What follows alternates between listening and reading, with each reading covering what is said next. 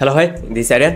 Industry বাঁচাতে আরো একবার শাকিব খানকে প্রয়োজন। এখন এই কথাটা শোনার পর অনেকে হয়তো ভাবতে পারেন যে শাকিব খানের ফ্যান, শাকিব খানের ভক্ত, যার কারণে ইন্ডাস্ট্রিতে এত এত নায়ক থাকার পরেও শাকিব খানের কথা কেন বলছি। আমি এই ভিডিওতে যে কথাগুলো বলবো এটা একান্তই আমার পার্সোনাল অবজারভেশন থেকে। বর্তমান দেশের পরিস্থিতি প্লাস আমাদের ইন্ডাস্ট্রির যে এখন অবস্থান সেটা অনুযায়ী আমার যেটা মনে হচ্ছে আমি জাস্ট সেটাই শেয়ার করবো। আমার কথাগুলোর সাথে আপনার দ্বিমত থাকতেই পারে এবং আপনি আপনার ওপিনিয়ন কমেন্টসে জানাবেন। ইন্ডাস্ট্রি বাঁচাতে শাকিব খানকে কেন প্রয়োজন এই সময়ে? দেখেন, দেশের যে পরিস্থিতি, পরপর দুইটা ঘটনা। প্রথমত বৈষম্য বিরোধী ছাত্র আন্দোলন, এক স্বৈরাচারের পতন, দ্বিতীয়ত ভয়াবহ বন্যা। এই দুইটা বিষয়ই কিন্তু ছোটখাটো নয়। যেখানে দেশের মানুষ মারা যাচ্ছে সেখানে কিসের ফিল্ম, কিসের ইন্ডাস্ট্রি?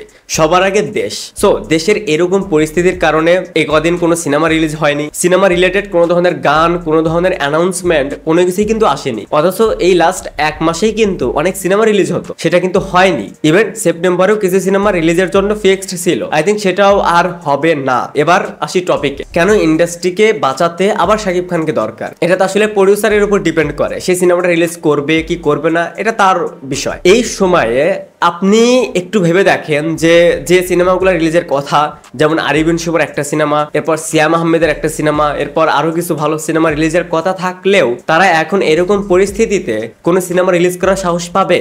তাদের কি আদৌ সেই সাহসটা রয়েছে যে আমি এখন সিয়ামকে নিয়ে একটা সিনেমা রিলিজ করে দিলাম? এই সাহসটা আমার মনে হয় যে কোনো প্রডিউসার এখন করবেই না, কারণ সে নিজেই জানে না যে এখন অডিয়েন্সের সিনেমা হলে গিয়ে সিনেমা দেখার প্রতি সেই আগ্রহটা আছে কিনা। সো এটা কনফার্ম না হয়ে কোনো প্রডিউসারই কোনো সিনেমা রিলিজ করতে চাইবে না। তাদের যে হিউজ একটা ফ্যান বেস রয়েছে, যে যাদের কারণে মনে হবে যে তারা একটা সিনেমা রিলিজ পেয়েছে, প্রথম 3 দিন বা 7 দিন ভালো কালেকশন দিবে বা ভালো চলবে, বা সেই ফ্যান বেসের দেখা দেখি কিছু অডিয়েন্সও যাবে সিনেমাটা দেখতে। এইটা হওয়ার পসিবিলিটি অন্যান্য হিরোদের খুবই কম। এজন্য এই সময়ে দরকার শাকিব খানের কোনো একটা সিনেমা। দরদ রিলিজের কথা চলছে, আদৌ রিলিজ পাবে কিনা আমি জানি না, বাট এই সময় শাকিব খানের যে সিনেমাগুলো এখনো রিলিজ হয়নি, যেমন অন্তরাত্মা, এই সিনেমাটা রিলিজ করতে পারে। এটা অবশ্যই প্রডিউসার ফ্যাক্ট, প্রডিউসার চাইলে রিলিজ করবে আর না চাইলে করবে না। দেখেন, সিনেপ্লেক্সে হয়তো আপনি রেগুলার কিছু অডিয়েন্স পাবেন, বাট শুধু একটা দুইটা শো বা সিনেপ্লেক্সের কিছু অডিয়েন্স দিয়েই কিন্তু একটা সিনেমা হিট হয় না। এই সময় শাকিব খানের যদি একটা সিনেমা রিলিজ হয়, তার যে ফ্যান বেস তারা তখন সিনেমাটা দেখতে যাবে, তাদের দেখা দেখি আশেপাশের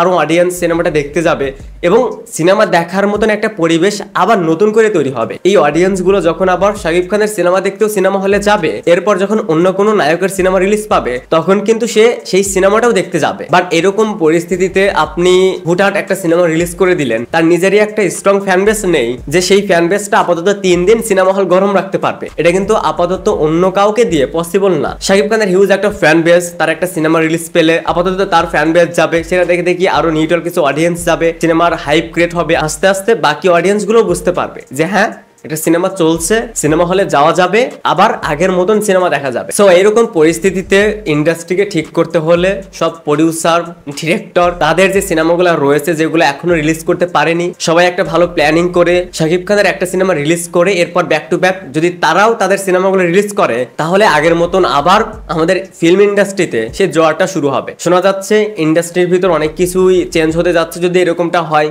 অবশ্যই ভালো হবে। সেন্সর বোর্ড এটা সরিয়ে যখন সার্টিফিকেট আসবে তখন আরেকটু ভালো হবে। আর এর মাঝে অবশ্যই ভালো কোনো সিনেমা রিলিজ করতে হবে যেটা দেখার জন্য অডিয়েন্স আবার সিনেমা হলে যাবে। তো এই ছিল ওভারঅল বিষয়টা নিয়ে আমার ওপিনিয়ন। আমি জানি আমার কথাগুলোর সাথে অনেকেরই দ্বিমত থাকতে পারে, কার কি দ্বিমত সেটাও কমেন্টসে জানাবেন। আর আপনি যদি এই চ্যানেলে নতুন হয়ে থাকেন তাহলে প্লিজ সাবস্ক্রাইব। বাই।